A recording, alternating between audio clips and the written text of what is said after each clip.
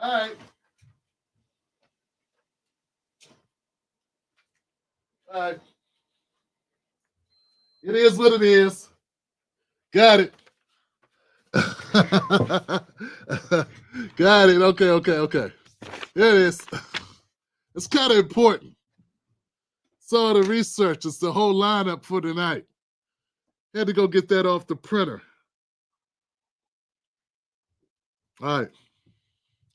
This show is brought to you by the Tim Black Show mug. TimBlackMug.com supports the show. That's our sponsor.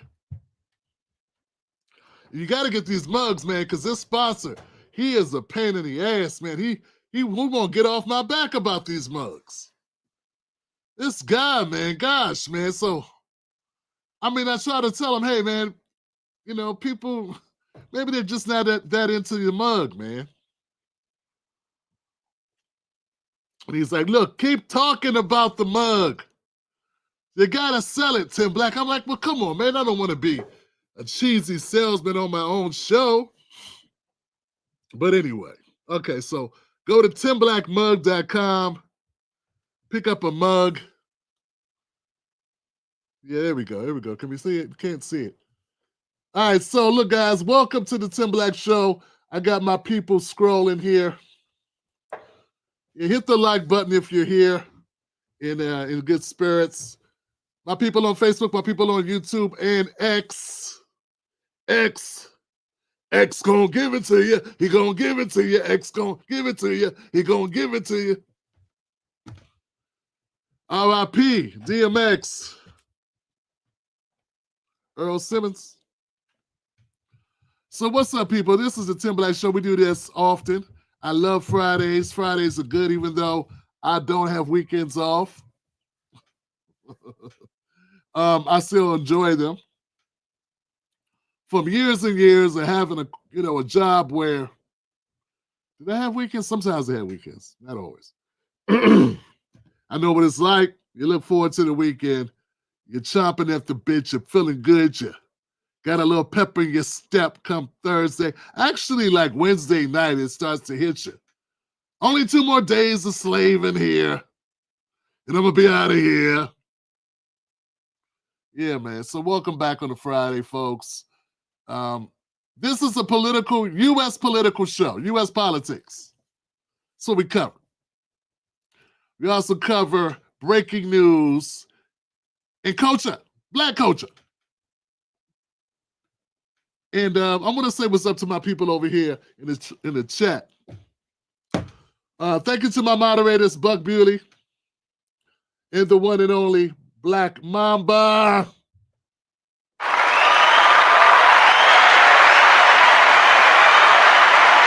I want to also say what's up to my Tim Black Wolfpack people that keep the show going. These are my VIPs. I got at least one new VIP too. I'm about to go find that name. Add him to the list. What is up? What do we got? Anything happening in the chat right now? Anybody? What's up, people? Arlene Chambers is in the house. Be humble. Donald Moore said, I got to hurry up and get my mug, Donald Moore. Just for that, Donald, when you order, right, I'm going to send you some freebies in that joint, okay? Donald, if you order, I'm going to send you some free stuff in the order, man. Just for, I do that for everybody. Let me stop. I do that for everybody. Everybody gets at least a sticker or a coaster or something. Everybody gets a little something I can put in the box. The box is small. They say when you ship these things, the box should be small so they won't get broke. So the box has to be tight. It has to be, yeah. Yeah, on top of all the other things I have to do, this is, I got to know about shipping. I'm telling you, man. Hey, come here. Push your neck right here. Push your neck right here. Right here. Right here. Thank you, Donald Moore. I appreciate you, fam. So good. So good. What's up, So Good? I like that. Saul Williams was his name. Is his name. Saul Williams is still with us. He has to be. So what's up, people? What's up, Tim Black's Wolfpack, man? I got nothing but love for y'all. Yo, man, what's happening, people? Cotton Agrita, Adams Campbell. Be humble. Be humble. I love that, man. What? God, this sweater's a little wrinkled. Right? It's a little wrinkled. Am I presentable? I'm about to make clips out of this video. Things twisted. Damn. Timber. It's Friday, right? Nobody cares, right? We all right? Too late now, Tim. You're out here. Okay, so look, guys, very important, folks. The title of tonight's show is Election Fears. Tulsi's pivot, Trump's day one, and breaking down the chaos, fam. I'm going to love doing this show tonight. We've been on a roll, y'all. We've been doing the damn thing. People have been saying, Tim Black, you are doing something. I said, I am. I guess I have been doing a little something. Yo. So look, we carry signs is in the house. Hey, man, my wife's been in and out of the hospital for the past 2 months. Oh, damn, bro. Sorry to hear that, we carry signs. Send your lovely wife our best, my brother. We'll be back soon. Love to the Wolfpack. Thanks for wishing us your best. You already knew, man. All right, brother.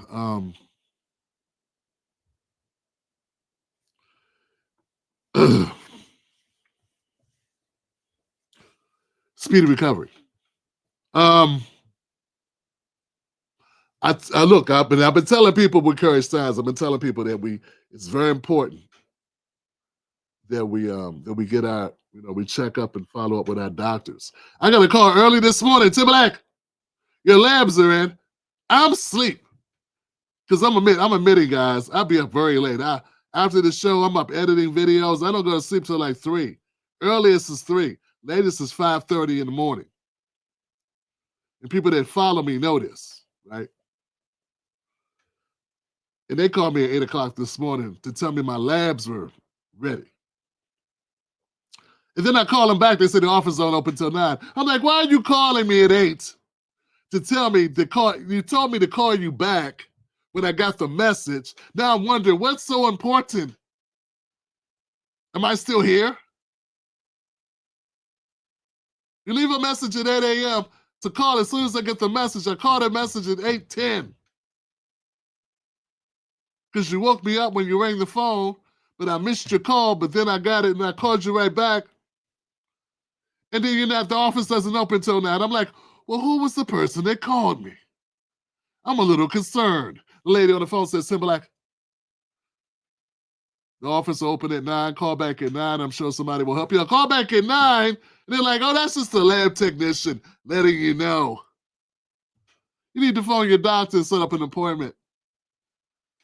But very well, I have they got the labs, like my doctor has an app, so I can go to the app, and I'm looking at the app, and I can see what my results are, and I'm like, oh, that looks good. That doesn't look good. What's that mean? What's this shit? What's this? Oh, God, what?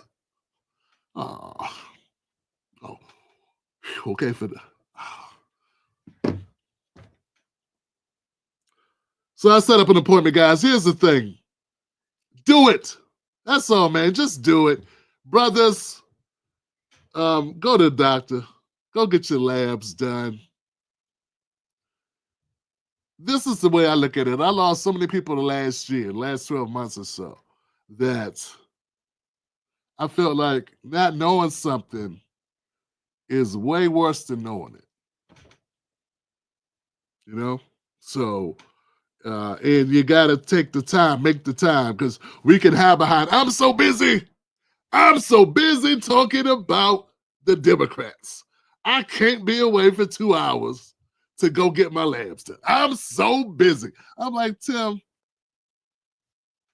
that ain't really an excuse. You just don't want no bad news. That's all. So you want bad news or you want a surprise? You want a bad surprise one day? or you want some bad news that you can maybe mitigate some of the bad surprises. Anyway, guys, I don't mean to bring you down on a Friday. Go get your labs done. I'm just updating you because I told you about it yesterday. And I got my results in. I got a doctor's appointment. And look, it's what it is. And I'll let you know, and I figure if we share this type of stuff, this real life stuff, it will influence others. And I've been getting great responses from brothers in the comment section that have appreciated me having this conversation. I ain't browbeating nobody. I'm telling you what I have to do. So I ain't telling you what to do, but I'm telling you what I have to do. You know what I'm saying? So maybe we're in the same boat. Yo, I got content. I got content, people.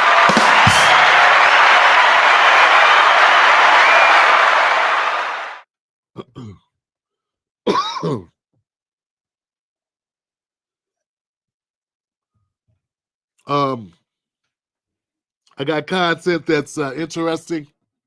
Let's jump into something. How we doing? Can I get a like?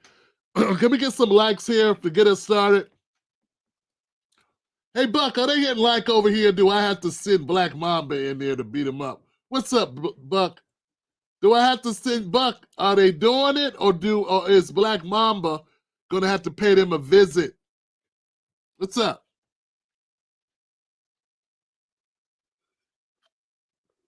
Maybe We Carry Signs could hit a couple of them with some signs. We want the algorithm to know that you like the show, which will maybe get them to send it out to more people. I don't know. So let's get started with this. I don't really have an order, Tim, but let's pretend you have an order. Whew. Jesus Christ, I got so much here. Okay, let's start this. This is a little...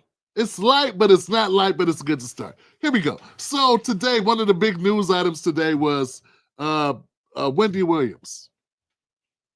And Wendy Williams, she made an appearance on The Breakfast Club, Don Lemon Show, Access Hollywood, TMZ, like all those types of shows, right? But it's a very important topic because it's about conservatorship. Conservator. It's about her health. It's about what's going on with her. You know, she's been an icon for several years. So I thought this was a good time to bring this up, right? Because I really don't know much about that process of conservatorship, guardianship, that type of stuff. And she said, hey, I'm good. But these people holding me hostage, man. They're taking my money. They got access to all my stuff. They're shutting down what I can do. I can't operate like a normal person. And when I listened to her talk, she sounded normal. Now, we couldn't see her. This was an audio, but she phoned into these shows, and it sounded like Wendy Williams. It didn't sound like anybody else. It didn't sound like anybody who was cognitively declined with suffering from dementia, and I forget the other one. Someone knows it. It's the where your speech is really troubled. I think it is something with the frontal lobe. I think it's on the tip of my tongue, but I can't think of it. But anyway, someone knows what it is. Anyway, the point is that I say, wow, you know what? I don't want to get too sensational talking about this because it's kind of out of my depth, but it is cultural. And I say, how can I bring some value on this Wendy Williams thing? Because once again, she sounded fine. So the first thing I want to say is, free Wendy Williams. Yeah. I don't want anybody taken advantage of. You know, there's money involved. You can't trust people. You know, when there's money involved and people can keep control of your money, who knows what's going on? And if the woman says, and once again, she sounded a lot more lucid than Joe Biden. I know that. She was like this. Same old Wendy that sounded to me.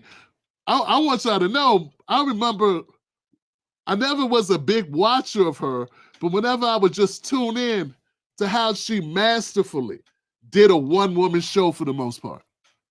She walked out on a stage by herself and sat on her chair and drank her tea and did a one-woman show. So she's a powerful mofo.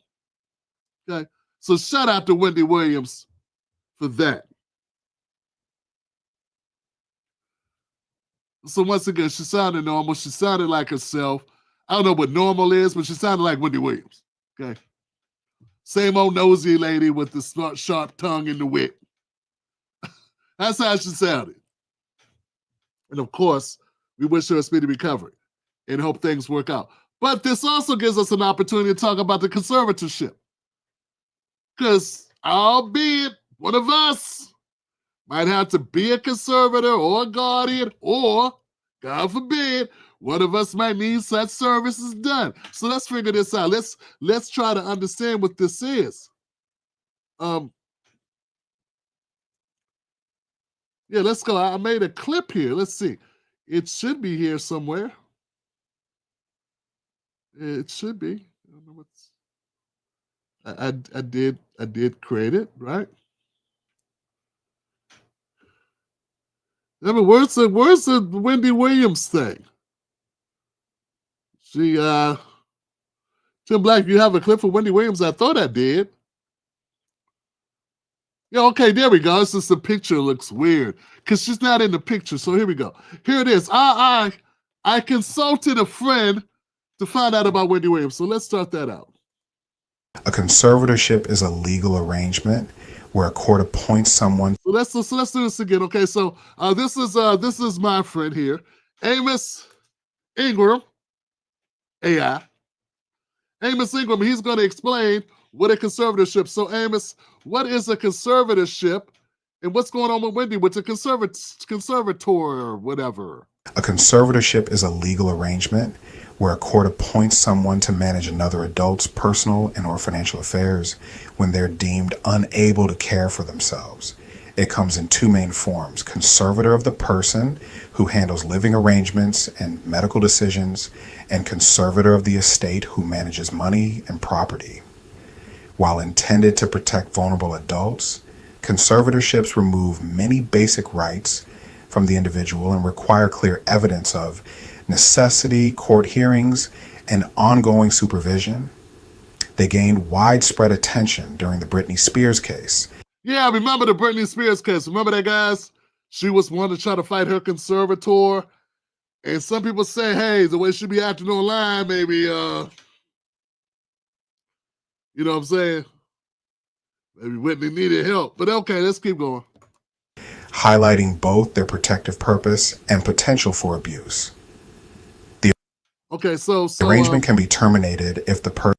So there's potential for abuse. It's got to be court ordered. And there's two kinds. One handles your bills. One makes sure other decisions like health decisions, things of that nature. So what would Wendy Williams need to do to get her autonomy back? Tell me that. That's what we want to know. That's what I want to know. The arrangement can be terminated if the person regains ability to manage their affairs or if it's no longer needed. It's not so easy, Tim.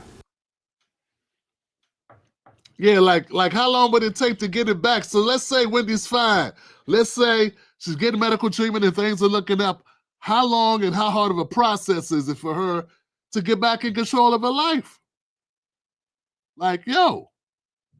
I mean, I know there's an actor. What's that actor? Not Ed Harris.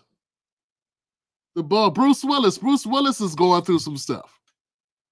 And he's with his wife and his kids. And that's different. I don't think that's reversible. Tell me what's the process of getting your life back and how complex it would be.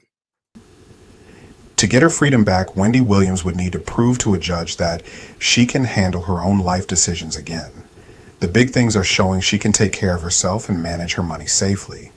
She'd need doctors and mental health experts to evaluate her and basically give her the green light. Then her lawyers would file paperwork to end the conservatorship, and she'd have to convince the judge and probably counter any arguments from her current conservator or concerned family members that she's ready to take back control. It's not a quick process, but if she can demonstrate she's capable of making sound decisions and has a solid plan for her care going forward. She can absolutely anytime, Tim. I hope that helps. Hey, you know A what, though, guys? conservatorship is a legal arrangement. Well, thank you, Amos Ingram, AI. For short. Here's the thing, guys. It sounds like somebody has to try to put you on a conservatorship, and it doesn't sound like something people would just offer up. Like, hey, be my conservator. I don't know what I'm doing. Because if you can make that decision, you probably are fine, right? So I feel like there could be some predatory type motives behind this. You know what I'm saying? Could be. Now, could be all love. Like you going out here, you got a gambling problem, you want some narcotics. You on that narcotic, as Judge Joe Brown would say. You on that narcotic, you out here on that narcotic, doing who knows what with who knows who. And he was out here doing things that were dumb. That's what he was doing. He's a hoe. He was out here doing things that were not sufficient for somebody who wanted to be successful. Furthermore, Willie Brown and Kamala Harris were good. Anyway, now the point is that I think that someone who had nefarious motives, ulterior motives, could take advantage of this situation. But also, I guess someone could step in for you who saw that you were out of control in being in like throwing your money away, and maybe you have a boyfriend or a girlfriend or someone who's taking advantage of you, and you're not cognizant enough to like mentally handle what's happening. You don't know what's going on, and they're taking advantage of you. A family member could try to have you put into this arrangement to protect you. So it could go both ways, guys.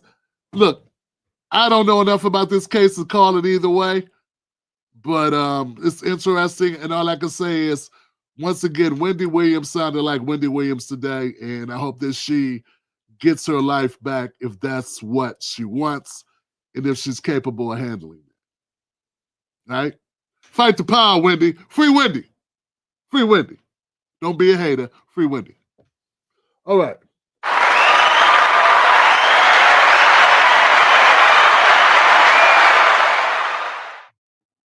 I got a couple more stories, a few.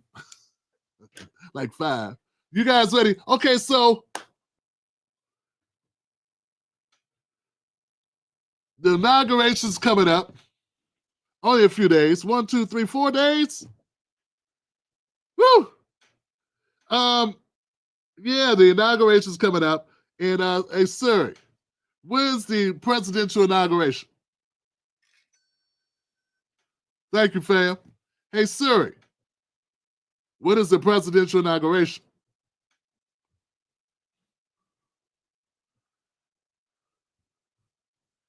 No, I didn't say what is it. I say when is the presidential inauguration? The 20th, right? Or is it the 21st?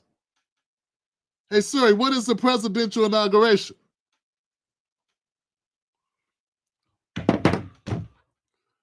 I know it's either the 20th or the 21st, man. Somebody tell me, damn it. I'm scrolling. Nobody's competent anymore. Wells Fargo. That was her day too. The 20th, right? Monday, the 20th, right? MLK Day, right? Okay. So people say they're going to attend, they're going to go to MLK events instead of go to the inauguration, or they're not going to watch it. People are very butthurt. Hey, it is what it is. I understand all of that. People are very in their feelings about this whole entire thing. One of the people that are in their feelings is apparently Michelle Obama. Yeah, it looks like Michelle Obama is one of those people that's creating quite a wave here. Because she said she's not going to attend the inauguration. Which is, I mean, it happens. I mean, Trump did not attend, right? He didn't go to Biden's inauguration. I mean, it's not like it's sacrilegious not to go, but she didn't go to their funeral either. Right? So Let's get into this and let's have that conversation about Michelle Obama, which was making news all over the internet. It's confirming to CNN tonight that she will skip Donald Trump's inauguration next Monday. Michelle Obama's office confirming to CNN tonight that she will skip Donald Trump's inauguration next Monday without explaining why she's going to be absent at an event that is traditionally attended by both former presidents and their spouses, notable exception from last year. This means the former First Lady will not come face-to-face with the president-elect. This also comes after she missed Jimmy Carter's state funeral here in Washington last week, where, as you can tell by the seating chart that you're looking at here, had she gone, she would have been sitting next to Trump himself.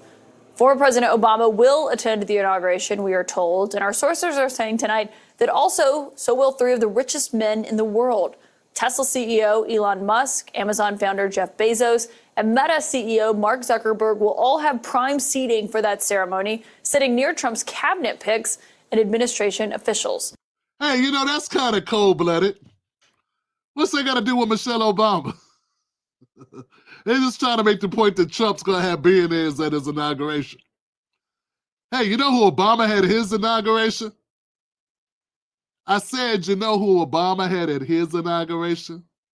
Wall Street. And Big Pharma. And he had him in his cabinet. And they were part of his administration. And he had the Republicans. And he had the Heritage Foundation, the same people that wrote the dreaded Project 2025 that so many people like Representative Jasmine Crockett and Joy Reid and Rachel Maddow would not stop talking about, right, his Medicare, his health package, his Obamacare. Yeah. Same people. See, these things are all missing in translation during the election. Yeah, but so it's like, you know, I keep saying it, but I gotta keep saying it. Also, fun fact, Kamala Harris had more billionaires contribute to her campaign than Trump. But who's keeping track of that stuff?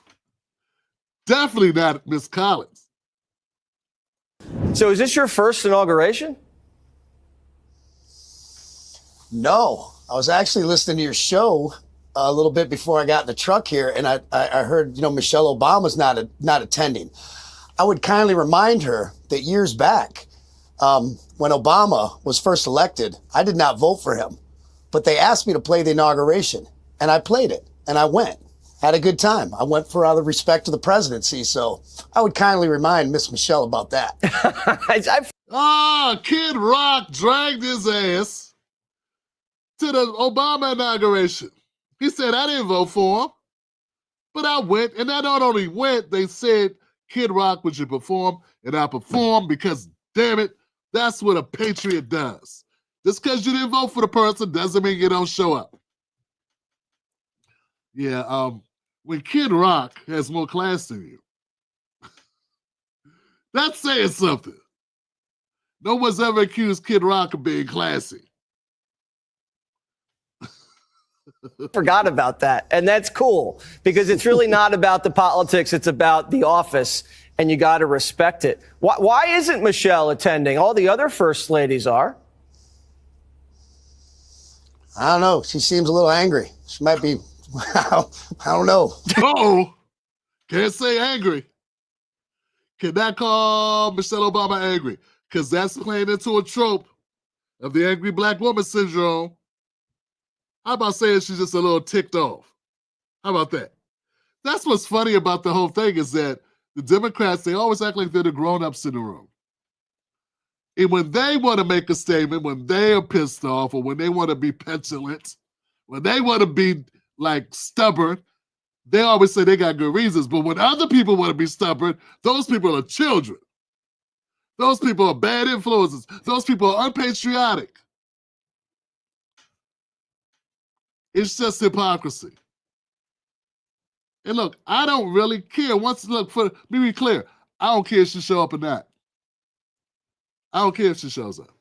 If I was having my best day, a big day for me, and you ain't want to be there, don't bring your ass in. I don't need to see you. I only want people that want to be here to be here. You know, that's how I would look at it. I don't think anybody's going to lose sleep because Michelle didn't show. But apparently the country cares. In fact, they care so much that the conversation kept going. If you can't say something nice, Yes, let me hear it. That's smart for husbands and people on live television. Trump's favorite oligarchs, billionaires, are sure to be in attendance, but one VIP who's skipping the event is former First Lady Michelle Obama. Is she right or wrong? Yes, Lord, she is so right. She is so right. See, it's like a statement. They clap to not treat the president as president. Now, if anybody felt that way about Obama, what would they call him? You know what it is. Now, look, like I said, I don't care. All I'm doing is pointing out the hypocrisy in the situation. If Republicans was like, I'm not going to see Obama, we already know they'd be called racist. And I'm not even on that shit. I know there's a difference. I understand that. But see, that's the problem when everything gets called racism. You cannot like someone for other reasons. Hypocrite, liar, cheat, scumbag, bad breath, thief, stuff come up missing when they show up. All types of reasons why you cannot like someone. You cannot like someone because of their race, their girth, even dumb reasons. He's creepy. He just kind of creeps me out. You ever know somebody that's kind of creeped you out? Like the way they look at you, it's like, oh God, I don't think I want this mofo around. Or somebody you like, oh, I don't trust this dude. He looks shifty. So there's reasons, but it's like with the Democrats, all the time they go to one place, race. In fact, Michelle Obama did the exact thing. She gave us that when they go low, we must go high. She changed that one. And I think she's changed her tune. I think when they go low, you have to meet that energy and perhaps go even lower, become small like an ant and go to the earth's crust. And she said that she did not enjoy Trump's 2017 inauguration because there was no diversity, there was no color on that stage. She said there was no reflection of the broader sense of what America looks like. And many people took pictures of her and their No, stop right there. I gotta freeze it right here. This is where I want to prove out to. I want to talk to my black folks. Y'all can listen to this. Is not inside basketball, but I want black folks to listen to this. I want you to think about what she said here. She said there's not enough diversity. There wasn't enough diversity on the stage with Trump. She didn't say black. A black woman can't say black. Okay? Can't say black. Can't say black, can't say woman, can't say black. She said, hey, at the last inauguration, I didn't like it because there wasn't enough diversity.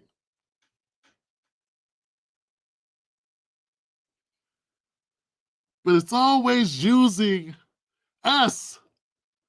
It's always using us, right? That's my point. Always using us as the catalyst, as the reason why. You went though. You went. You gave side eyes like you was 22. So if you're 22, you're a child. I mean, you're grown up, but you know what I'm saying. When you're as old as Michelle Obama and I are, but she's older than me, but that's not the point. But the point is, okay, as a teenager, when you give side eyes like a teenager, well, hell, Aunt Esther used to get the best side eye in the world.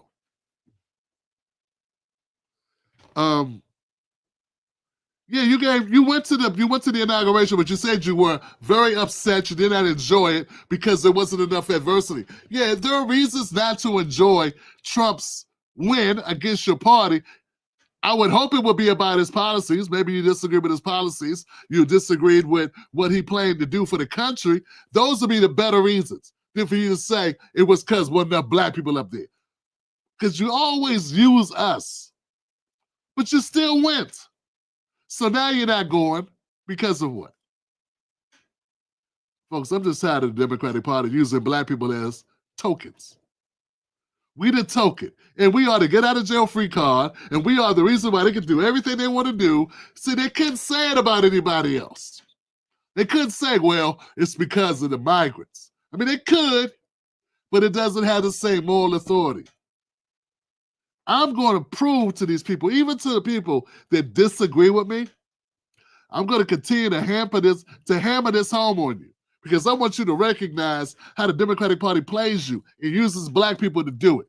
Now, you're going to say, hey, Tim, the Republicans are worse, they're bad, all these things. You don't vote Republican, do you? Right? When was the last time you gave to a Republican? Who are you in my comment section caping for? Republicans? No. So that's why I'm talking to you about the Democrats. Tim, all your content is on black people. That's the only content y'all watch. You scroll, you look for the thumbnail. If it don't have a black person in it, you ain't interested.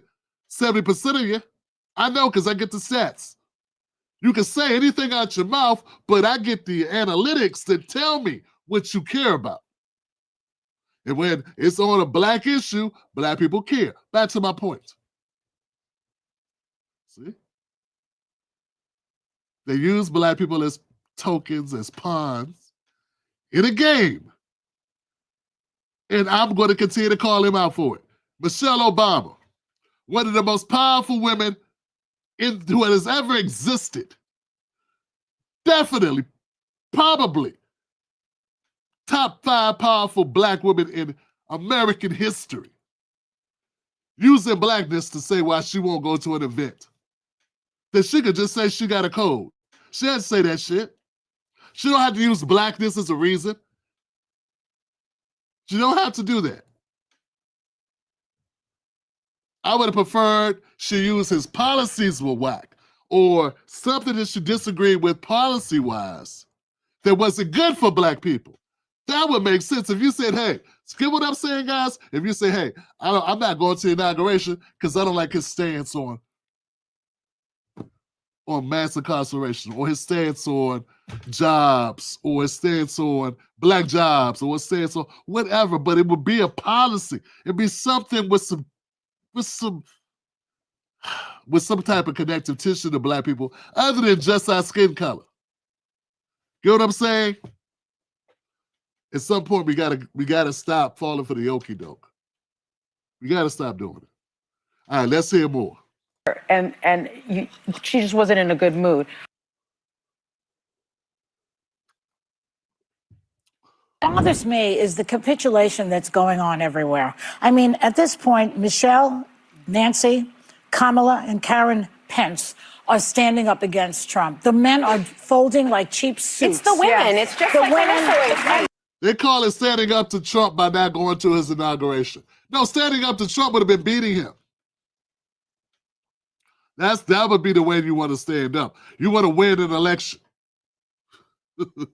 Yeah, you're not proving no point by not going to his day. In fact, it's probably better you're not there. They kind of forget what protest was all about. Protest was about showing up and showing your defiance.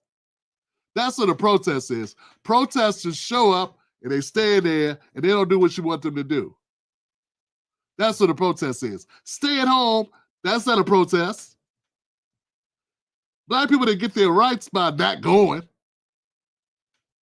And let's say we're boycotting like in retail establishment or like the bus boycott. I get that. Don't get on the bus. But you're not inconvenienced by not going to an event. You know, you're not walking to work every day for a year, which is what the bus boycotts required in order to be effective. People don't talk about how long it took. The point is, they want to make these petty displays into something big. This should not even be a conversation. You just call in sick, don't show up. Why is it got to get news? This lazy form of activism. And that's one of the reasons why I'm not a fan of Michelle Obama, and I'll say it very plainly for you. I am not a fan of hers. She had the pulpit for 4 years, 8 years. What she talk about? Kids' obesity. That's it. She didn't fight for black women. She didn't fight for black men. She didn't fight for black anything. She took pictures with Jay-Z and Beyonce and hung out and talked big and protected rich people from criticism, saying, don't be mad that people got money. It's not about money. It's about loving one another. Meanwhile, they leave the White House with 20 times more money than they had when they entered the White House. They're going to tell poor people, it ain't about money. Let's stop focusing on money. Things are so much more important. We don't need to be separated by money. Meanwhile, her and Oprah sit over there, flush with money, telling poor people it ain't about money. So, no, I'm not a fan of Michelle Obama. That being said, I don't give a damn if she shows up or not. Once again, I'm pointing out what? Hypocrisy. I agree. I just want to say, this is not a normal inauguration. No. This is not a normal person. Right. He's a convicted felon. Why do they go as if this is a normal inauguration? It's not. Because it bothers me how much, folks, it really bothers me how much the Democrats like saying convicted felon. I thought we had a problem with Biden's record of mass incarceration, with all the felonies that Biden handed out. Yeah, it just smacks of hypocrisy, guys, because a lot of us were upset with all the felonies that Joe Biden handed out. He bragged about how many people he was locking up. He bragged about being this guy so tough on drugs, tough on crime. Throughout his entire city career. That's what he bragged about. It didn't stop Obama from putting him on the ticket. And now we're in this weird place where Democrats repeatedly keep saying Trump is an evil person, he is a felon. And now we got Biden doing all these commutations, where he's committing all these sentences of what? Felons. Biden is commuting sentences of nonviolent felons. And all we keep hearing from Democrats is Trump is a felon, Trump is a felon, Trump is a felon. And it just sounds like it just all bumps into each other. You know what I'm saying? It just, I don't know, man. It's got to be hard. It's got to be hard if you're a champion for the Democrats. I don't know how you do it, man. It's like, I don't know, man. It's like being able to put your foot in your mouth. You know, something weird. I can say more, but I won't. You know, it's like being able to, I don't know. There's like this test where they tell men to bend over, put your head on the wall, bend over, pick up a chair. That something about men's hips, we can't do it the way where our frame is built. Only women can do it because something. I don't know, maybe, I don't know, man. It's just weird what these people do. I don't get it. And then they make it okay, and then you run around online and you chastise others who disagree with you. And you're supposed to be the moral compass. Not unless it leads to hell. I just don't get it. I'm not understanding. And I'm not saying all this to say the Republicans are better. I'm not saying that. Once again, you know, black people don't vote Republican for the most part. Some of them voted Trump, though, but not a lot. Not a lot. Still, the least amount, black people still voted less for Trump than any other group. But still, some did vote for him. Let's keep going. The weakness it presents to the friggin' globe when you have presidents that say just because of this, we're not going to. America voted. The normalizing of President Trump happened when the American public went out and voted. And okay, let me say this. The Germans voted also. I think Michelle. Germans voted also. Yeah, this whole normalized thing, I never understood it. He normalized. But did you hear what Joy Behar just said? Hold on, guys. Germans voted also. Oh, God. So that's how you got because sued. Of this, we're not going to. America voted. The normalizing of President Trump happened when the American public went out and voted. And okay, let me say this. The Germans voted also. I think Michelle. Germans voted also. Said the Germans voted also. There we go again. Comparing Trump to Hitler. That's right, because when nothing else works, when you can't win an election, when you're losing on policy, when people are not showing up for you, when people do not like your candidates, when you're not the flavor of the month of the country, go to the one thing that works. Hitler. Gotta use Hitler. You know what? I don't think for most black people that shit works. Yeah, I don't think it works. I think it's a big fat loser. Didn't work for them or the Latinos. I don't think it motivated Latinos or the blacks or the poor. And I don't think most middle class white people, I don't think most middle class white people gave a shit about that fear thing about Hitler. Yeah, most people had an idea that there was a difference between Trump and Hitler, even if you guys were too hypocritical to say it, you know?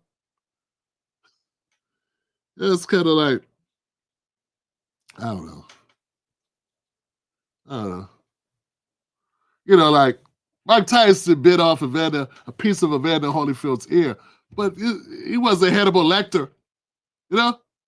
They didn't make him Hannibal Lecter, the son of Sam, just a guy who was, you know, bit someone's earlobe partially off. You know?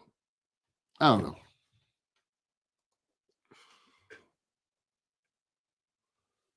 Also, I think Michelle Obama is living her best life, and I think she has learned to put herself first and put her mental health first. Yep. I think there's a lot of Americans who feel exactly the same way. Yes. Which is why news viewership and things like that have gone down dramatically because people are checking out.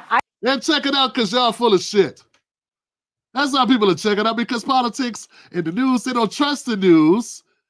The trust of the news entities is so much lower than it used to be. And you're part of the reason why, Anna Navarro. You suck. I don't know if anyone's told you that.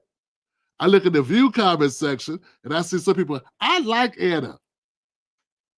You're dumb. And I don't mean that like, I know I don't have a right to say that like, but that's just what I believe. I think that if you think Anna Navarro is a trusted source of information, you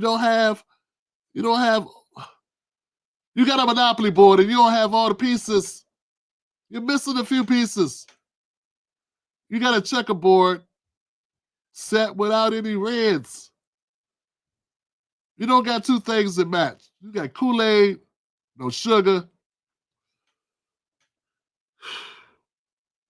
Yeah, I just don't get it, man. But if you're one of these people that feels like you are so distraught because Donald Trump won, that you are mentally, like you got TD, you literally have TDS, traumatic stress disorder, TSD, PTSD. That's it, post-traumatic stress disorder. You don't know, you not only have TDS or Trump derangement syndrome, you got PTSD because somebody else is gonna be in the White House.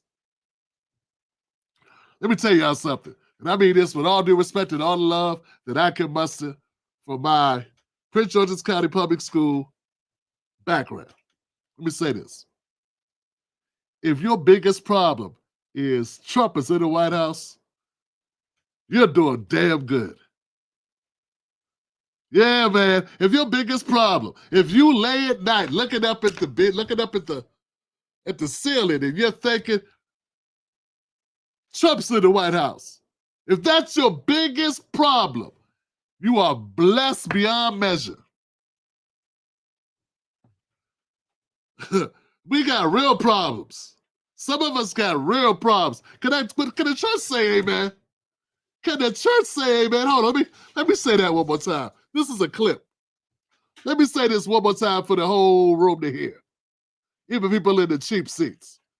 If your biggest problem in your life is Trump is in the White House, you are blessed.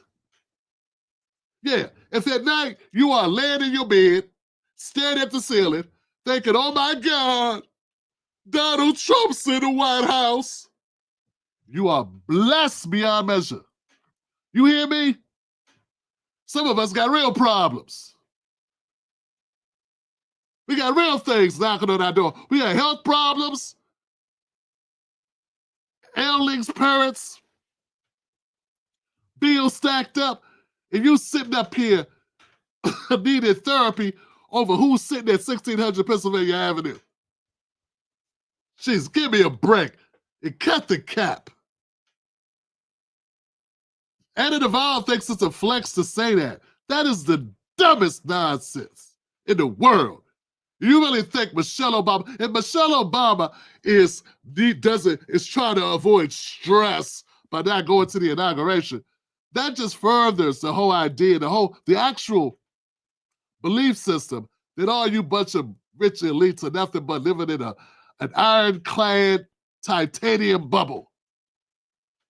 An elitist bubble detached from reality from the working class people from the rest of us. If that's her stress. And that kind of like points to one of my biggest beefs with her. People looked at her and they gave her credit for being a black woman, and they attributed things to her, such as, because black women are some of the most caring people on the planet, man. It's something about black women, the pain and the struggle, the legacy that black people have, and the way that black women are so resilient. Now, I'm not on that Dr. Umar, right, where you just big up anything and all that. But I gotta say, the iconography of black women, the tapestry of the black woman's historical contribution, what is truly the history of the black woman in America, it gives creates this mythology. Some of it is, because black women had their struggles, but it also creates this archetype in our minds that says black women are so resilient, so empathetic. Nothing loves you more than a black woman. It's like this thing that we have in this country. Look at the roles they put black women in when they're not trying to exploit them sexually.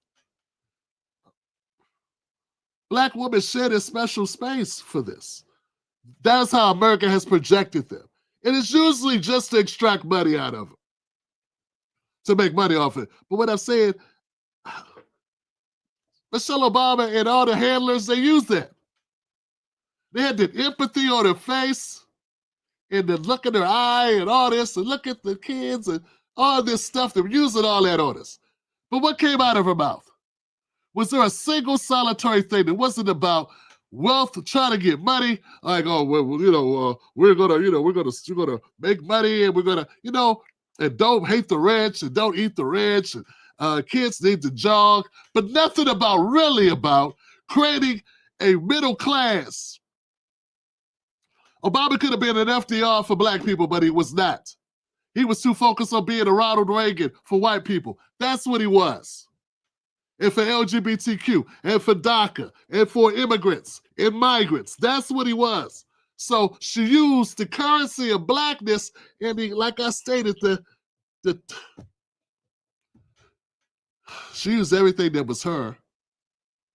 Then she don't own it. You don't own blackness. And she used that femininity and the black femininity and the matriarchy, that's it, to trade it in for marbles.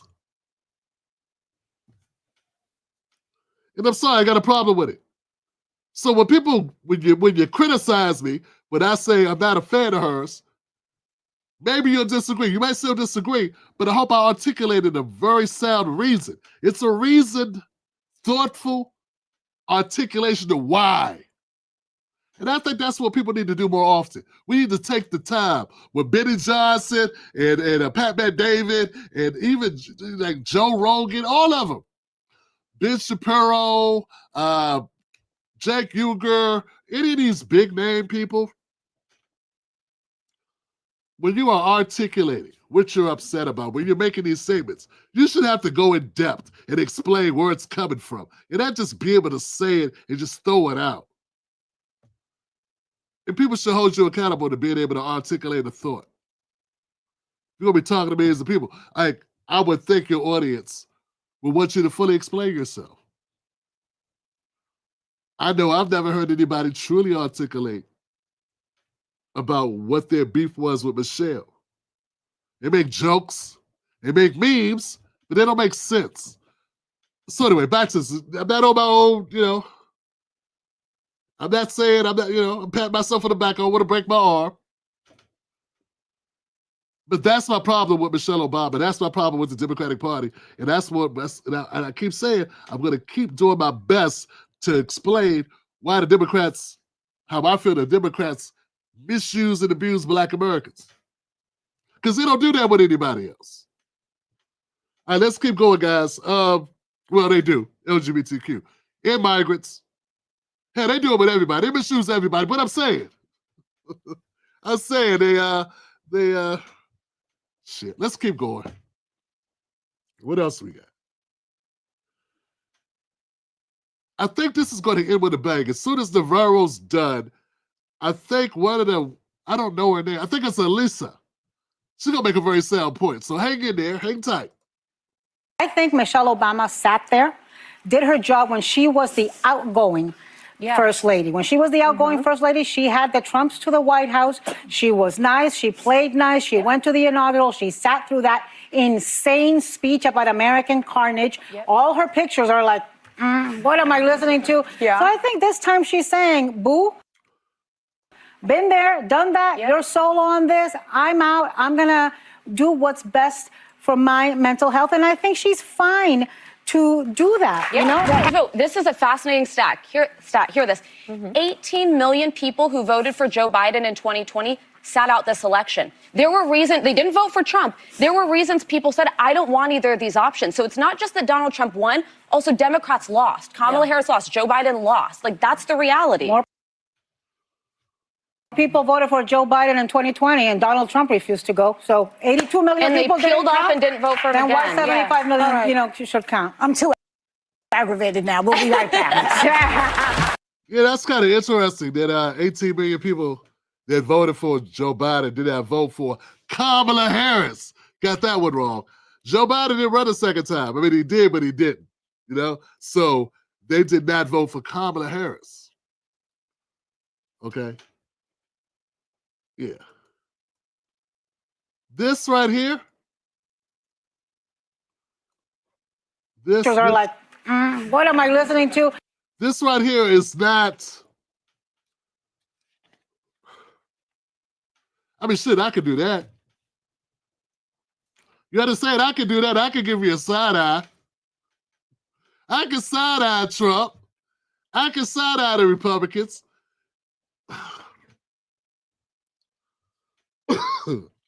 It is, I think it's shameful that you could be one of the most powerful people on the planet. And people will allow you to get away with using that power the same way they use their power. A damn facial expression. Yeah, if you want to stick it to Trump, you should have just gave Black people reparations. Yeah, if you wanted to piss off Republicans, why did Obama try to do a reparations bill or even get H.R. 40 through the floor, make them take it to the floor or something? Like, if you really want to piss off somebody, that's what you do. You do something that helps Black people. That's what you do. Maybe you outlaw being a multi-billionaire or something. I don't know. You do something that's effective. But I prefer you do something for Black people. Yeah, do something for Black Americans. That'll really tick them off. But this, I do that. People let her get away with that. People let that be important. Since when did making faces become important? Let me be clear, man. I make faces and I get loud on the mic because that's all I can do. Y'all remember Harlem Nights? Remember Harlem Nights, that famous scene when they're standing out there shooting those guns and Arsenio, everybody's shooting. And Arsenio's shooting, I guess he's shooting a 38. Bam! And it's a little guy over there, he's shooting a 22. Pick it. When he was shooting a 22, and Arsenio got tired of him. Arsenio says, stop shooting that mother! Stop shooting that mother, sister! Ah! Because he's shooting a little 22. But why is he shooting a little 22? Because that's all he has. What was Arsenio shooting? He was shooting the big gun because he had the big guns. Michelle Obama had the big guns. And what was she doing? shooting a 22, do it like this.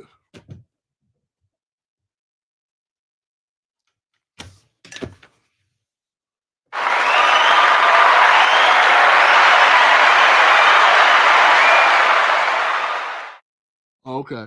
Y'all got me now. Y'all with me now. Y'all understand my point. Now, they had to get there. Context matters, right? All right. All right, let's go to the next one, guys. Remember, hit the like button if you're feeling this content. I'm feeling it. I'm feeling it tonight. I want to appreciate all the people that support the Tim Black Show. Don't forget to go to timblackmug.com and get your first Tim Black Legacy Edition, right? Politics for the people. That's what it says out here. It says politics for the people. Tim Black Show. All right.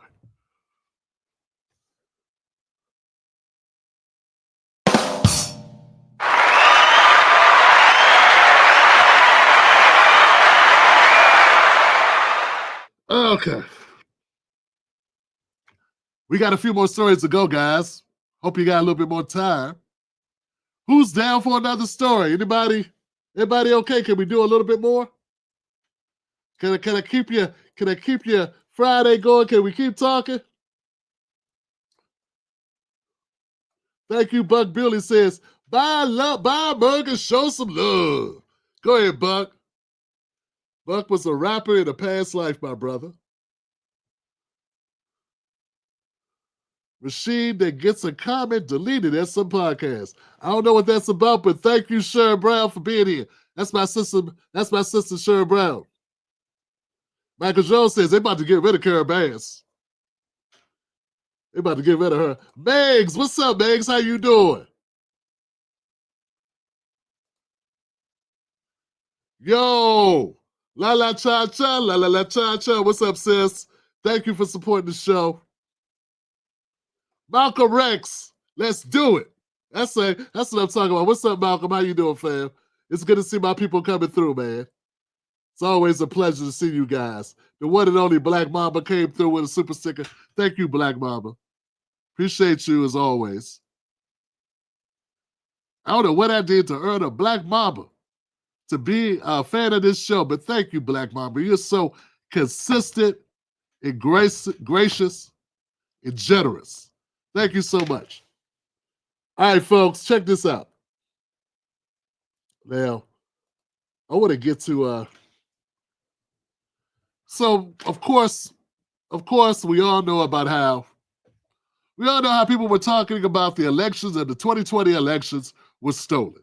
They say that Donald Trump, he worked to overturn a legal election and he wouldn't respect the outcome of the election and blah, blah, blah, blah, blah, blah.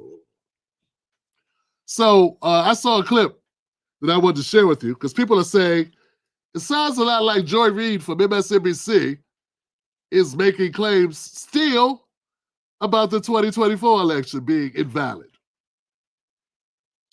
Yeah, they said she's a total hypocrite because she's making those same claims. Let's go. Talking about like stealing an election. And it's making me rethink whether I do believe like election machines can be hacked. Because I've always been like, you can't hack the election machines, but they're like convincing me, I don't know, maybe you can. I don't know. I mean, to me in this world, anything is possible. Anything is possible. There are all these conspiracy theories out there about Trump and whether or not they cheated. I know you say that they didn't, but I know you kind of have Wait to a minute. say I didn't say they didn't. What I said is there is a rational explanation for why Kamala Harris could have lost those swing states and Trump won them. There's a way you can get to those numbers with people staying home or only voting for Trump and not the rest of the ballot. I'm saying there's a history of that. However, let me hear it, because what I will say is there was absolute voter suppression that took place, and I consider that cheating. If you think about the voter law in your state of Georgia, that law is anti-voter. When you have bomb threats only in Fulton County, we don't know how many people stayed home out of fear because of the bomb threats in Fulton County. When you have Elon Musk waving around $1 million checks in order for people to vote for Trump. Yeah. Right. There's so many things that were done that were nefarious, to put aside just the actual voter suppression in these anti-voter laws that kept people from registering, that messed up people's voter registration when they showed up and all of a sudden they're not on the rolls. But that happens every year, right? That happens every all election. the time. So yeah, what I I'm think things talking happen. about are these conspiracy theories about Elon Musk, somehow using his tech connections, because I don't want to say genius because we know he's not. Yeah, he ain't a genius. But those relationships or whatever, because they just seem too confident. And I know, and I'm not saying it was the voting machines or whatever. It just doesn't add up to me with all the support that she had. And I know that for you and because of what happened to Fox and because what you do. Hold on.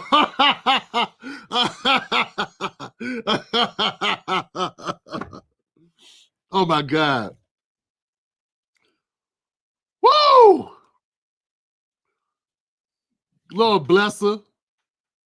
Oh, she got an afro out too. That means she knows anything.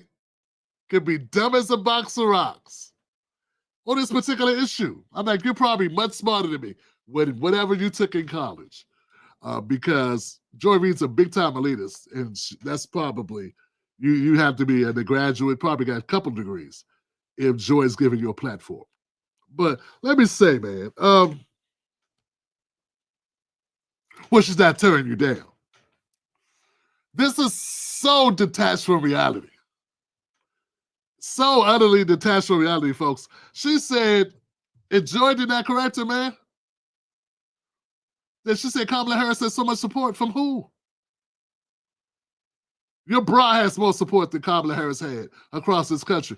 And another thing, I think a lot of people that said they were going to support Kamala Harris changed their mind, did not support her, only said they were because it was a politically correct thing to do. 18 million people did not come out.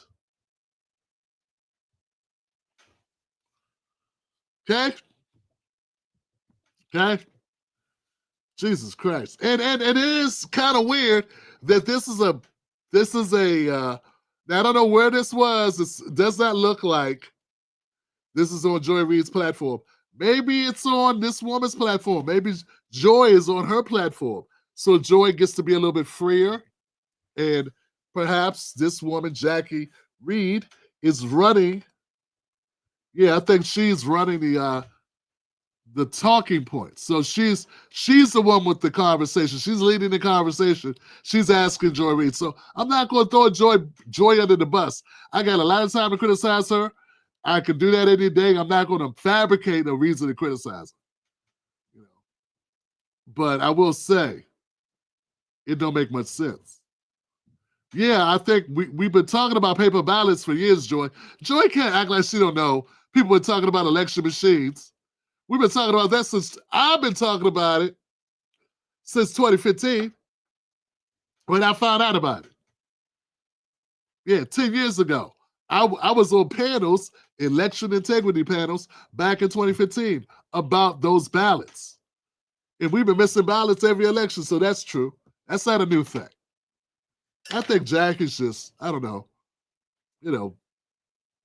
it's kind of hard sometimes to tell how old someone is. So maybe Jack is just a young person who doesn't know these things firsthand. But this has been a complaint in American elections for a long time, ever since we went to computers. And then we have some cases where even when you have paper ballots, they get rid of the ballots so you can't go back and check them. That happened with Debbie Wasserman Schultz in Florida. Supposed to keep those ballots for a year. They kept a month later, after the election, Tim Conover and his people went back and said, we would have doing a recount of those ballots, and they had gotten rid of them. So all types of kooky, mysterious things happen. Professionally with the network, you can't say it was the machines or something like that. But if you think it was the machines, but you can't say, just don't say anything. See, this is what I'm saying. Joy wants to see what's best to say in order to keep her base happy. Joy, I think you understand. how unsuccessful Kamala Harris was. What makes you think that Kamala Harris was a candidate that attracted a lot of support? We've had this conversation, man. I don't want to bore my people, but damn. For you to come out here and say this, for you to sit there and say that Kamala Harris had all this support and it's got to be a cheat because she had all this support, that's just crazy. No, she didn't. She didn't. She had celebrities.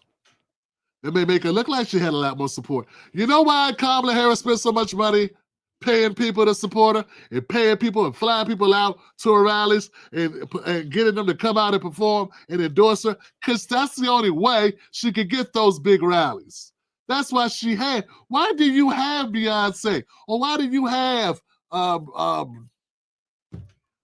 these Glorilla and Megan Thee Stallion and John Legend and Eminem? Like, why do you have these celebrities at your events? And then, like, headlining, why a lot of people would say, Rihanna's going to perform, and this person's going to, and then don't perform, and everybody's mad.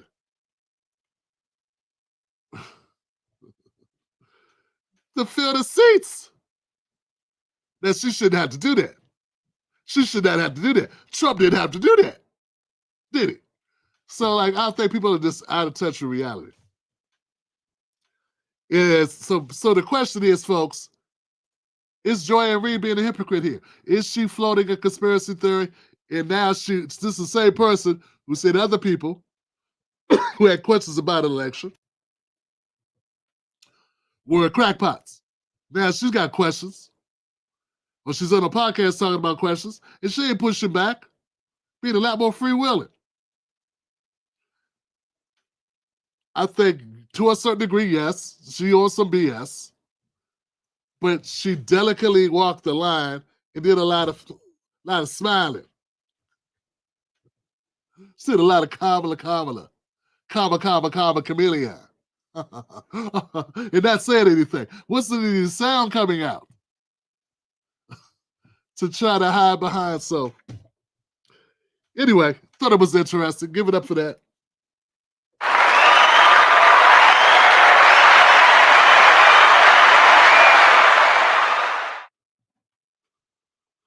So, God, I gotta hurry up, guys. I got other stuff. Okay. Kevin O'Leary from Shark Tank. Kevin O'Leary's been going on CNN for quite some time now, it seems. And he's been talking about the Democrats and calling them out and saying stuff. And he made a repeat appearance. And here, he let their asses have it a little bit. Check it out. Together months ago, and maybe, it reminds me of a moment we were together months ago, and maybe it's time for me to ask for an apology when I suggested to everybody here that we should have run a process rather than just grant Kamala Harris her ability to run without a democratic process. She got slaughtered in the election. I don't Please, you can apologize to me now. Thank you. I appreciate it. No, I wasn't there. I wouldn't apologize to you then or now. Look, I think that I remember this conversation, and I'm right now. Am I not? Well, you kept saying that it was unconstitutional when my point was, and I think the facts are, that the Democrats can run whatever process or lack of process that they want. They did what they did. They paid the price for it, but they are entitled to do that. That's just how the system works. Is that an apology? Yes, no? No, it's very much not. If it had worked, it would have been genius, and it failed, so it's an orphan, and nobody wants to take the blame. Nobody could have predicted that. She also took the Democratic brand down 15 points. She was the only hope that they had at that moment for them to win. It was already too late. It was already too late. Yes. At that moment, that was the best decision because they had already blown This time, maybe she can By the run. way, she didn't get slaughtered. It's not like he won the majority. I bet you she has no chance of ever having leadership in the Democratic Party. There's a lot more to get to.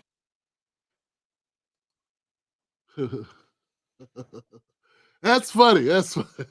Yeah.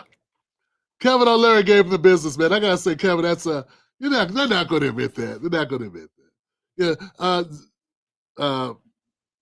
Abby Phillips. Yeah, well, I was just saying that it's nothing illegal. They can do whatever they want to do. That's true. I covered this back in 2015. They could pick whoever they want to be their nominee. I felt that Bernie Sanders was given a bum rap in 2015. He should have been a nominee, and they put their finger on the scale. I had Donna Brazile come on this channel. We talked about it. Hillary Clinton owned the DNC at the time, and she was able to call all the shots, even though Bernie was running as a Democrat. The DNC obviously favored her, and they put their resources to help her campaign more than Bernie's. And the DNC was basically broke after the Obama run in 2008 and then the re-election in 2012. So Hillary got to put a lot of money up. So not only was it name recognition, it was having the money that gave her the power to the DNC. And I said, hey, that's illegal. There was this thing called the DNC fraud lawsuit. And in the court of law, the DNC said, they told the judge, hey, you can't sue us for being showing favoritism to Hillary because we can pick whoever we want. We're a private organization. We can pick whoever we want to be our nominee. We can have any process we want. We can go in the back room like we used to, smoke cigars and pick our nominee without these voters. We have a representative democracy. And we can stop listening to y'all at any time. We choose who runs in our party, not the people. And I still have people that sit around here running around upset that people don't want to be Democrats. They just don't know anything about the party that they support. They don't know anything about the DNC fraud lawsuit. Lord knows Abby Phillip wouldn't cover that story. Joy Reid wouldn't cover that story. So when you know things like this, and I'm sure the RNC can pick whoever they want to, but you know what? They ain't dumb enough to go in a court of law and say it and put it on record.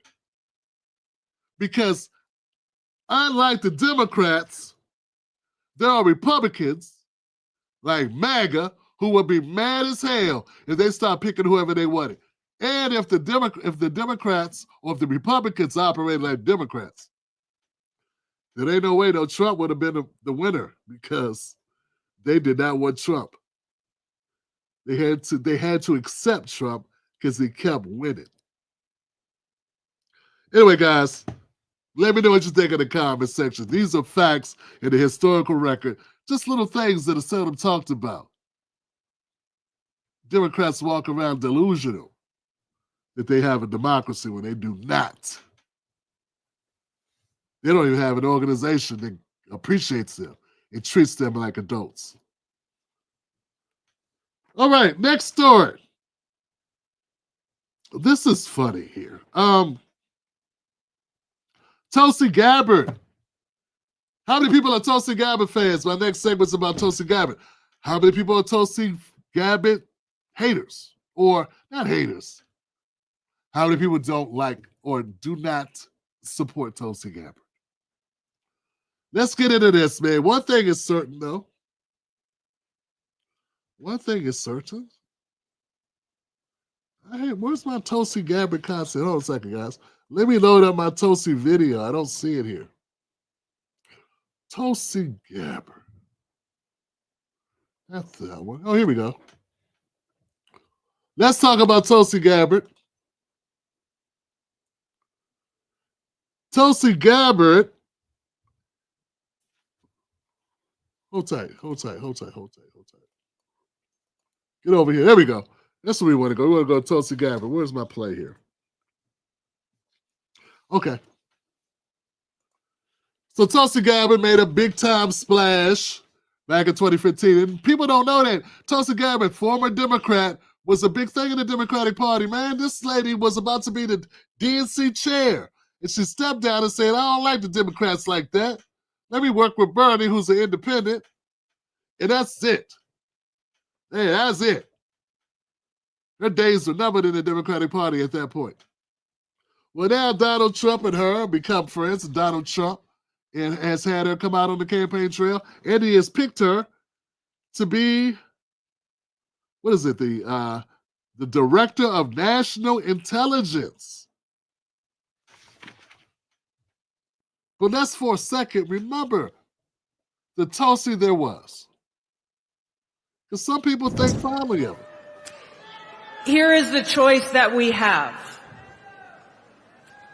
A vote for Kamala Harris is a vote for Dick Cheney, and it's a vote for war, more war, likely World War III and nuclear war. A vote for Donald Trump is a vote for a man who wants to end wars, not start them, and who has demonstrated already that he has the courage and strength to stand up and fight for peace. Congresswoman Gabbard, you took issue with Senator Harris confronting Vice President Biden at the last debate. You called it a, quote, false accusation that Joe Biden is a racist. What's your response? I want to bring the conversation back to the broken criminal justice system that is disproportionately negatively impacting black and brown people all across this country today. Now, Senator Harris says she's proud of her record as a prosecutor and that she'll be a prosecutor president, but I'm deeply concerned about this record. There are too many examples to cite, but she put over 1,500 people in jail for marijuana violations and then laughed about it when she was asked if she ever smoked marijuana.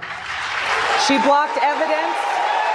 She blocked evidence that would have freed an innocent man from death row until the courts forced her to do so. She kept people in prison beyond their sentences to use them as cheap labor for the state of California. And she fought to keep cash bail system in place that impacts poor people in the worst kind of way. Thank you, Congresswoman. Senator Harris, your response. As the elected Attorney General of California, I did the work of significantly reforming the criminal justice system of a state of 40 million people, which became a national model for the work that needs to be done. And I am proud of that work.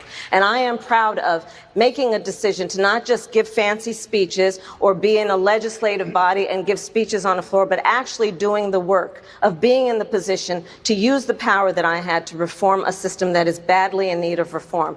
That is why we created initiatives that were about reentering former offenders and getting them counseling. It is why, and because I know that criminal justice system is so broken, that I am an advocate for what we need to do to not only decriminalize, but legalize marijuana in the United States. I want to bring Congresswoman Gabbard back in. Your response, The bottom line is, Senator Harris, when you are in a position to make a difference and an impact in these people's lives, you did not. And worse yet, in the case of those who were on death row, innocent people, you actually blocked evidence from being revealed that would have freed them until you were forced to do so. There is no excuse for that. And the people who suffered under your reign as prosecutor, you owe them an apology. Wow, folks. I tell you, man, that was one of the reasons, that Tulsi Gabbard's name continues to ring out today is based on just the fondness, and people remember those moments with Tulsi Gabbard. But back today, she's the first clip was her at a Trump rally here in 2024, talking about ending the wars. And that's what she made a name doing. You know, and let's be clear, guys. She washed Kamala Harris. She washed her out of that. I would say that was the downturn of Kamala's presidential run back in 2020. Yeah, that was what did it. Because she got outclassed, outperformed in the debate. After she kneecapped Biden and then went back on that. So anyway, these are the things that made the way for Tulsi Gabbard's name to kind of be out there. And she stayed in the campaign for presidency back in 2020, much longer than Kamala Harris. And I think she got a couple of votes. And so there it is. So now, once again, Donald Trump has tapped her to be his director of intelligence and director of national intelligence. And there are people talking about it. I think it's very interesting. Here goes a clip of them having a conversation about the likelihood of her being able to get through confirmation hearings. Trump's more controversial cabinet picks have tried to walk back some of their more controversial positions. That's an example. He previously opposed women serving in combat roles, said that very publicly. Well, now he's saying he supports it.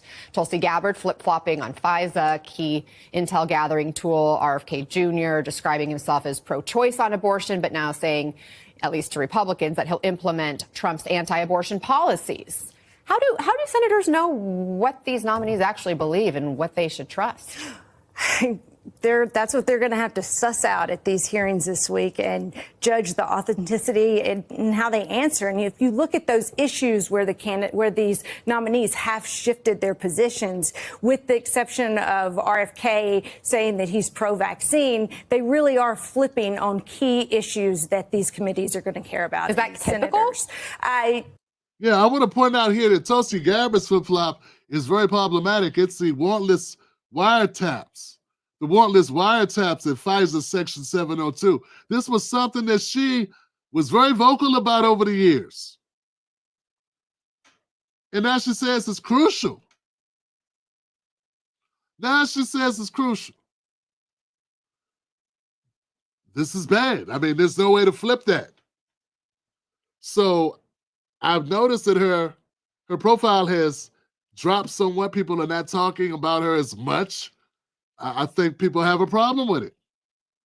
Yeah, what good is getting the job if you're not going to go in and do the things that we wanted you to, or that people, or that your base wanted you to do, and stand on the issues that you said you were going to stand on?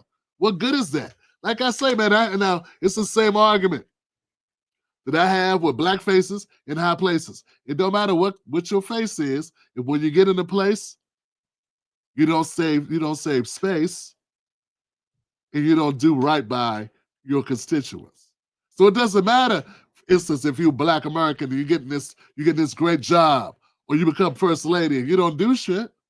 What difference does it make? Or if you become Obama, you say, well, I'm not the president of all of Black Americans, I'm a president of America. Now get out of here, Pookie. Put your pants up, Pookie, get out of here. Your VP Kamala Harris, you're doing all the sorority stuff, throwing up sorority signs. But then you get in there VP and you're quiet. So what's the point? And the same thing goes with other issues, like if you're a person that was hard on First Amendment rights, or hard about Second Amendment rights, or if you're hard on privacy rights, which is what the Pfizer Section 702 was going to be infringing upon, your privacy, your rights for a warrant, to be served a warrant before people look into your personal records. And Tulsi, like I said, she was a strong opponent to it. Now, well, to work for Trump, you got to go with Trump. Kamala did the same thing. She was a person, I'm Medicare for all. Then Biden opened the door and it's like, I'm Medicare for all. That's right. She was sponsoring HR 40. She went from sponsoring HR 40 to somebody, what you got on my 40? RFK said abortion is always a woman's right to choose. Now he's committed to enacting Trump's anti-abortion policies. And Hegseth, I don't know what Hegseth's doing. Everything I hear about him is bad, but I don't know enough about him. That's why I don't cover him. Said women should not be in combat roles. Now he says he supports all women serving in combat roles. I mean, what's really going on? What's really going on? Everyone's doing a comma chameleon. And we know what you said you stood for. And I know you might like it, but are you married to it? Are you married to it? How about a divorce or a separation? Just for one term. You see walk back of statements, but in the case of Pete Hegseth, he has so much literature and so much airtime with really just out there views. Yeah, they're going to spend so much time on Hegseth, I had to fast forward. This is me fast forwarding, trying to get back to Tulsi Gabbard.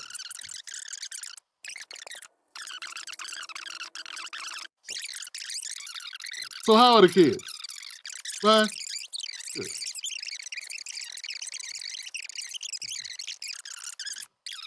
This is how unpopular Tulsi Gabbard has been lately.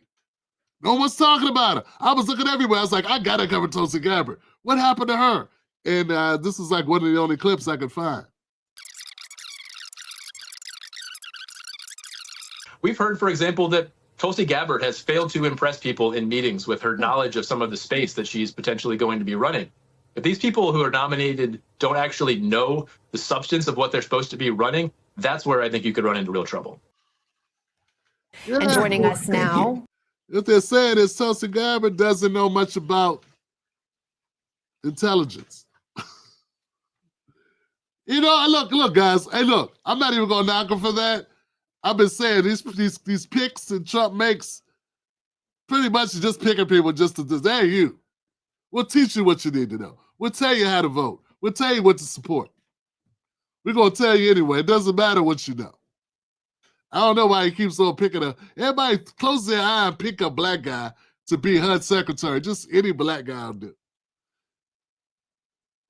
Ben Carson was the last one. I don't know who this new guy is. You know? Is he brown or black or something? Person of color. They picked Ben Carson. He used to operate on people. Siamese twins guy, right? Heart transplant guy. What's he got, a brain surgery or something? Then he went to be in HUD? What do you know about HUD? What did he ever run that was related to? So you can pick people to be in your cabinet who don't know anything about the job. But they say that's some issue with Tulsi Gabbard. We'll see what happens. I'm going to continue to cover it because a lot of people want to know about Tulsi Gabbard and they're interested to find out where she's at and what's happening with her. But it doesn't look good. I say that. It doesn't look good. Okay. Did you hit the like button, folks? Hit the like button. We got one more story. And I think this will be calling it out, right? This is my call out section, what I call Tim's Takedown. This is a Tim Black Takedown right here, folks. Tim's Takedown, okay? And in the spotlight will be The Root. How many people know about The Root? Yeah, let's see. Where is The Root? Now, The Root is a website. The Root is a website. And it's supposed to be a black website. I forget who owns it. I forget who owns The Root. Who owns The Root? No, the Griot is Byron Allen. I don't know who owns The Root. But The Root, like Roots, okay? So The Root is supposed to be black owned, or at least it's supposed to focus on black content. Okay? That's what The Root does. So you know me, I'm digging up content to cover tonight, and I run across this article on The Root, and it's entitled, "Here's all the scary things Donald Trump is planning or vowed he'll do day one of presidency." So I was like, wow, okay. Let's see what this is. Now remember, this is a black website. Black website that has black staff, supposed to focus on black issues. So I'm thinking this is going to be good. These are going to be things that are geared towards black Americans that Trump's going to do that are scary. Right? They say, we've already seen that Donald Trump's impending presidency will be a tumultuous one that could potentially put people of color and marginalized groups in danger of further persecution. And I saw that first thing there. First thing I said was, Jesus Christ, Johnson. People of color. I thought this was The Root. The Congressional Black Caucus is supposed to be black caucus. But every time I look them up, the Congressional Black Caucus is focused on something with migrants from south of the border or focused on LGBTQ rights. Every time I turn around. And now we got The Root supposedly focused on black issues, and everything they're talking about is related to migrants and trans. You would almost think that black people didn't have any issues in America. You would almost think that we went on the bottom of every statistic that's bad, and at the top, well, I should say at the top of everything that's bad, and at the bottom of every list that's good, based on or due to lack of wealth, lack of access to resources, criminal justice reform need to happen. Mass incarceration, Jim Crow, Jane Crow, racism, discrimination, redlining, purple lining, outcasting, massacres, bombings, kicked off our land, what we did on. And we got the root. I guess the root said, we've got so far, we've got so great that we don't need to focus on black people no more. We can just go focus on the migrants and go focus on the trans issues. Well, not so fast, Tim Black. Let's see if we can find out, Tim Black, what these issues are. So they had a number listing here, right? It says Trump has made a slew of promises for the day he's back in Oval Office. Here are a list of those claims. And I started looking at the list of claims, guys. I want you to bear with me because I got to go through the list of things. Of the nine, how many things? 5, 6, 7, 8, 9, 10, 11, 12, 10 things. Top 10 things that Donald Trump's going to do that are going to be scary, that he vowed to do on day one. The first thing was pardon J6 rioters. Pardon J6 rioters. Why is that scary? Pardon J6 rioters. That's not scary. I'm not scared of rioters. Anybody scared of rioters? I'm not worried about rioters at all. I'm more concerned about rioters, not rioters. I'm concerned about rioters, people that ride the block, spin the block with guns, pop, pop, pop, pop. I'm more afraid and worried about that. Okay, I'm worried about people that are trying to make ends meet and doing nefarious deeds in order to get the ends meeting. I'm more worried about that. Number 2, they didn't waste any time getting to it. Get rid of birthright citizenship. Why is that scary to black people? Why is that scary to black Americans? When I say black people, I mean black Americans. Let me be very specific. Why are black Americans afraid of Trump doing something about birthright citizenship? They ain't got nothing to do with us. We are American citizens. What do you mean? No, that's people when they come to this country, they have a baby here, though they're here illegally, if the child's born here, they're automatically considered a citizen, which only encourages more illegal immigration. So, how does that impact me?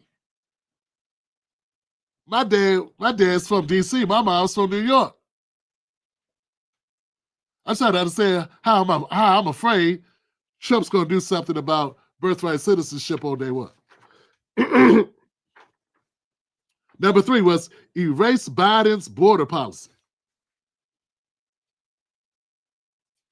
Why would I be afraid of that? In fact, I want them to erase it. I wish they could erase it. Hell, I'll go a step further. I wish that Trump could go in a time machine, go back in time, and erase it out of time, make it like it never happened. That's how bad Biden's border policy was. In fact, that's part of the reason why Trump's president, because of Biden's horrible border policy. And the root says it's the reason black Americans should be afraid. It sounds like the root needs to change its name to the Margarita or to the Taco Tuesday. I'm not saying anything's wrong with that. The enchilada. Change the root to the enchilada or something. Mikasa Sukasa or something. Change it to something. Because it's not black. Because black Americans are not concerned about getting rid of Biden's border policy. We applied that. Number 4, cut federal money to schools that promote diversity. I did a long-form video of this, and I'm going to be putting out more content surrounding this diversity thing. This is a canard, folks. Diversity is a lot of groups, like 10 things: religion, sexual orientation, ethnicity, race, disabilities, gender. There are multiple diversity groups, okay? So it's not just black and white. People goofy. There's a lot of other groups. So promoting diversity is not promoting black people or promoting, and demoting white people in favor of black people. It's demoting white men who are cis, well, straight, and bodily abled who don't have any disabilities. Like those are the only people that are beneficiaries of the diversity. So that's why I say it's not something that Black people should want to have, like should be worried about, because it helps everyone. What did Dr. Claude Anderson said? Eskimos, Native Americans, everybody. Chinese, Japanese, everybody. Why would we be afraid of that going away if we ain't benefited from it? Next. The Root says you should be, Black people or Black Americans should be afraid that Trump is going to implement tariffs. I live here. Why would I be afraid he's going to implement tariffs? Why is that scary for Black Americans? We got to go through customs to try to claim something through customs? I don't get why we should be afraid of that. Now, if the impact of that's going to be higher prices, then just say higher prices. Because the tariff part, I'm not an importer of China goods.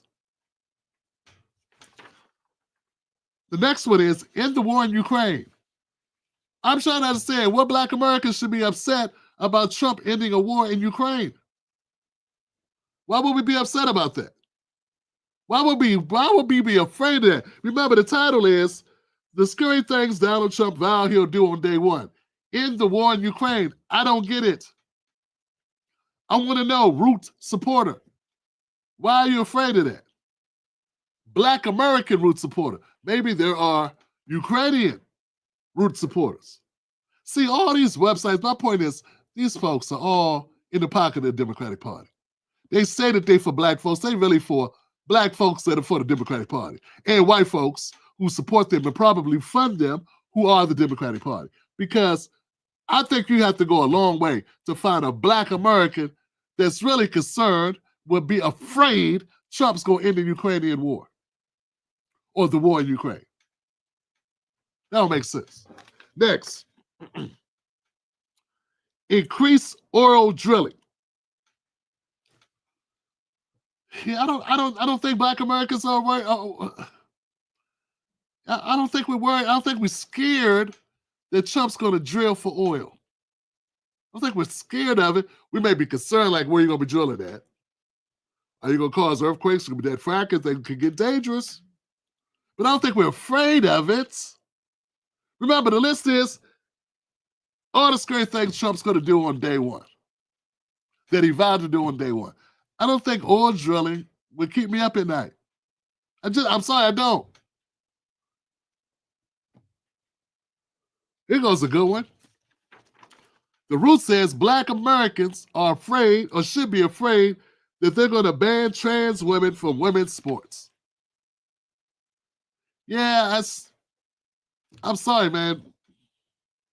Most Black Americans, I don't think what's keeping them up at night is if trans athletes are going to be able to, like, play in, like, I don't think a trans woman playing in the women's basketball team is really the highest of our concerns. That's not at the top of our list. But if you read the Roots, they think that it is. They think you should be afraid of that. See what I'm saying? This is the Democratic Party's scary list, not Black people's scary list. They should say, this is all the scary things Donald Trump's going to do if you are a Democrat. And just leave Black America out of it. Yeah, we got our own problems. It keeps going. It says, put an end to gender-affirming care. Yeah, I don't think Black America is, like I said, like, there may be some Black Americans, don't get me wrong, not all Black Americans think the same. We're not, we're not, what's the word? We always say it, we don't all think the same. That's what I mean. We're not all thinking the same. I get that. Okay. I get that. No group is lockstep on everything, right? There's always people that think differently. But I think the majority of us, Black Americans, have bigger issues when you consider that with 40% of the homeless rate and 50% of the homeless family rate. So when you got a whole family of people living outside, we're half of those. Even in cities or states where we're 10% of the population. You understand what I'm saying? And the Root is a black website. And they put that on this list. They don't have homelessness. They have putting it into gender-affirming care.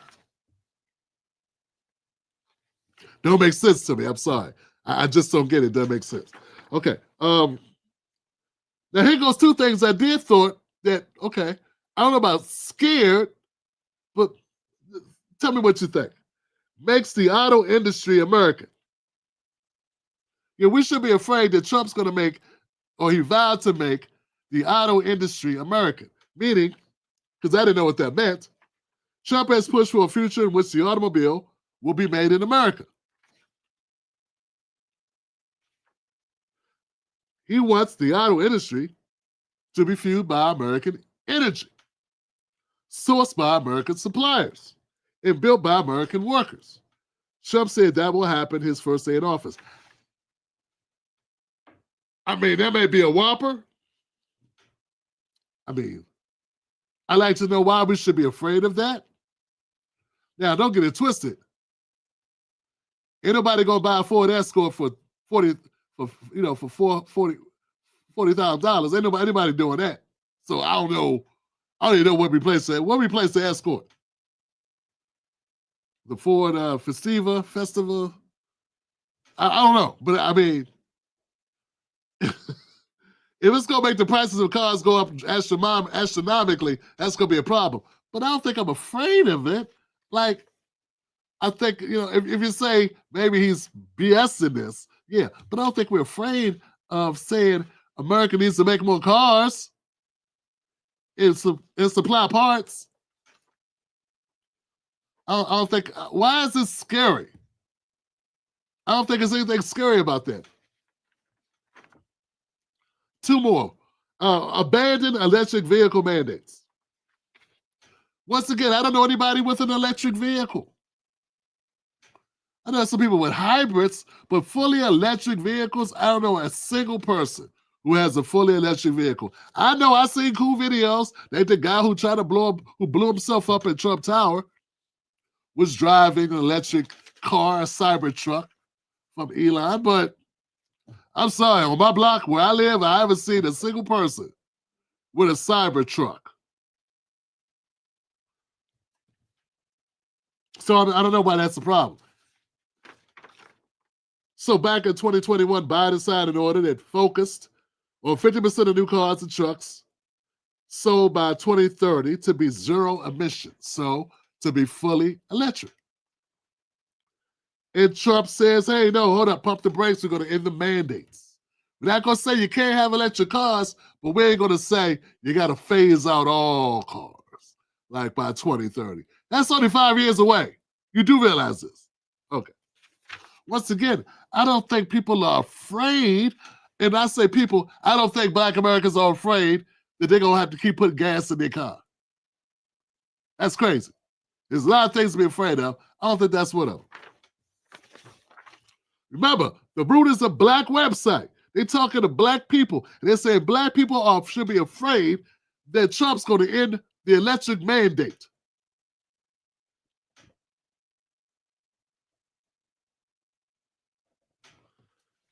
Last but not least, and this right here, I try to wrap my head around this. Who the hell reduce inflation? That's right, the Root's top thing we should be afraid of is Trump. Trump said he's going to reduce inflation. Anybody afraid Trump might reduce inflation? I mean, there are people that doubt he can do it, but to say you're afraid he will reduce inflation? I want to know, what planet do the people that work at the Root live on? Yeah, I'd like to know what planet and what black people they talking to that are that detached from reality that them black people like inflation. Would be afraid, like if you walked in and said, hey, I'm going to reduce inflation, they're like, oh no, not reduce inflation. I'm afraid, I'm scared. Who the hell is who's afraid of paying less for the same shit? Who? Next he'll say, giving away money. You should be afraid Trump's giving out checks for $5,000. Oh no, I don't want Trump to give me $5,000. I'm afraid. I mean, what is wrong with what they're doing here? Like, look, guys, it's so hard in black media. It really is. I feel like I feel like MLK. I've integrated into a burning house. Or I've segregated into a burning house, which is black media, because we got to contend. This is my competition in black media. A website with big name website, The Root, get a lot of hits, that focuses on nothing black except celebrity bullshit, and then lies about things that are important to black people. Now, if he said, if the website said black people should be afraid of Trump giving all the chicken wings, putting a ban on chicken wings and hot sauce, or a ban on R&B music, or a ban on workers' compensation, because I know a lot of black people workers' compensation, or like a ban, a ban on hair care products. I don't know, like, you know what I'm saying? Now, some should be banned, like the perm stuff with the stuff in it that's causing women all the personal issues. Like, that's the problem. You know what I'm saying? Because I heard about some of these hair care products, the perms and what have you. But there's nothing on that list that black Americans should be concerned with. We shouldn't even blink an eye at. In fact, some of those things are things we should clap for. And instead, I got The Root saying you should be afraid of it. And that's what I've been saying. It's to the point where black America is synonymous with Democrats. And Democrat is synonymous with black American. And I'm tired of it. Yeah. The interests of the Democratic Party are not the same interests of black America. And as a black American, I'm not offended. I'm tired of the bullshit. And I say we call it out every time we see it. I'm going to continue to call it out. And for the record, I ain't afraid of inflation lowering. What goofy is? Real talk, guys. Like, we gotta divest from the Democrats. We gotta divest from their media narratives, their media in general, because it doesn't mean it's any good, and it's lies. Too often, what they say is black is actually Democrat talking points. All right, I'm gonna leave it there. White Americans get to be, white folks get to be independent, Green Party, Libertarians, Democrats, Republicans, and black people are relegated to being Democrats. And I'm tired of that. That's why I feel like we are captive. And I'm here to set you free. You got to get away from them. Got to get away from them. It's abusive. It is an abusive relationship. And they talk with their hands. They talk with their hands. And they don't come home. And they don't take care of the kids. All right, guys, I'm Tim Black. Thank you for tuning in. Let's go to the comments section. Who's here on a Friday night, man? Who stayed with me? Black Mamba, Megs, and We Curry Size. Well, I tell you, man, you can tell. I'm doing my job. I'm really doing my job. I truly am attracting that black audience that I was fighting for. You can tell. Look, my people, I want to thank everybody who goes to the Tim Black website, picks up a Tim Black mug, a legacy mug, at timblackmug.com. I want to thank everybody that tuned into the show this week. I appreciate y'all spending time with me, breaking bread with me. Please share this show with a friend. Let them know that there is a Tim Black show. Hey, let them know. Let them know. Let them know that we don't pull punches. Let them know I ain't trying to make you a Republican. I'm trying to break you of the Democrats. That's all I'm trying to do. I'm trying to show you they don't mean nothing for you, okay? That I am trying to do. That is a motive. But more than that, I want to inform you. I want to educate you. And I try my best to entertain you along the way so that it's worth watching. Thank you, everybody that tuned in. Have a great weekend. And remember, like I always say, don't let anybody take your cornbread. All right? Don't do it. Let me thank my moderators, Buck Bewley and the amazing Black Mama for what they do. I appreciate y'all. Facebook people, please come over, hit the like button on the YouTube channel. Same thing for my people on X. Thank you, my X people, for doing what you do. Thanks for supporting the channel. Come through, share a video. I will see you again on Sunday. I'll see you Sunday for another edition of the Tim Black Show. Thank y'all. Thank you, Moa. Moa, man, my brother, I appreciate you. Tobias, thank you. Captain Greta, thank you. Robert, cheers, cheers. El Negra, Hotep, thank you. Harriet Mason, thank you for being here. Thank you, Gary. I appreciate you all. And like I always say, where are my ladies? Where are my ladies? Oh, there they go.